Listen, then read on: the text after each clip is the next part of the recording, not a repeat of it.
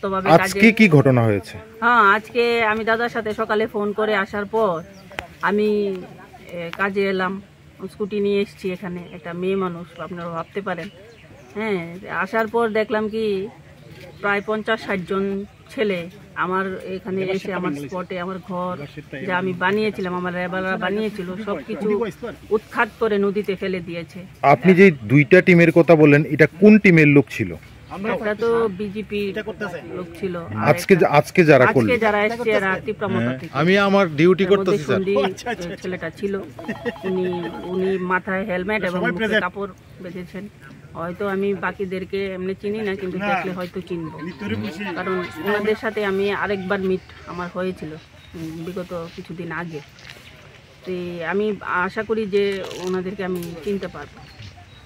আর এভাবে আমার এত টাকা খরচ হয়ে গেছে, কারণ এটা তো জানেন নদী পর্যন্ত কোনো রাস্তা নেই। রাস্তা বানানোর জন্য আমাদের কৃষকদের ভাই থেকে আমি জায়গা নিয়েছি কন্ট্রাক্ট করে, ওনাদেরকে টাকা পয়সা আমার দিতে হয়েছে। ডজার কাজ করেছে, রাস্তা আমি তৈরি করেছি, এখন ঘরটা বানিয়েছি, ঘরটা সব ওনারা করে দিয়েছে।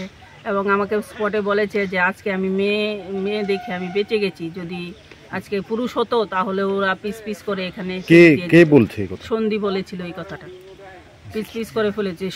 তোর টাইমে আমার দাদা আমার সাথে কথা বলছিল, আমি দাদার সাথে কথা বলছিলাম যে দাদা এরকম এরকম চলছে, ওরা কারা আমি তো চিনি না, কিন্তু এর মধ্যে একজন। তখন দাদার সাথে বললাম দাদাকে একটু কথা বলার জন্য। এখন আপনি কি ভাবছেন?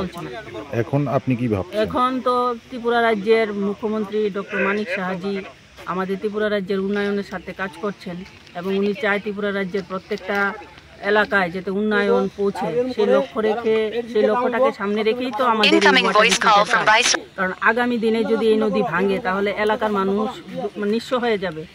যেভাবে নদী ভাঙছে, এটার কাজ যদি এখন বর্তমানে বন্ধ থাকে তাহলে আগামী দিনে কৃষকদের রাস্তায় নামতে হবে। ঠিক আছে, তো সেই ইয়েটা দেখে এখন মুখ্যমন্ত্রীর কাছে আমার আবেদন থাকবে যে আমি একজন মহিলা এবং আমাদের পার্টিরই কার্যকর্তা, ঠিক আছে, উনি আমাকে সার্বিকভাবে সহযোগিতা করুক যাতে আমি কাজটা সুন্দরভাবে করতে পারি, এবং এলাকার মানুষও যাতে মানে একটা সুন্দর একটা ব্যবস্থাপনা নদীর সাইডে হয়, এবং তাদের ভবিষ্যৎ সুরক্ষিত যাতে থাকে, যাতে নদীর পার না ভাঙে। কিছু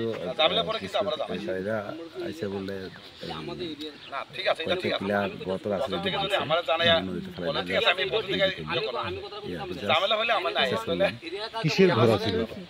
কিসের ঘর বলতে জাস্ট আমি পিলার দেখলাম, বাসের একটা পিলার দেখলাম। মানে এখানে কি কাজ হইতে আসলো? এটা তো বোল্ডোজার কাজ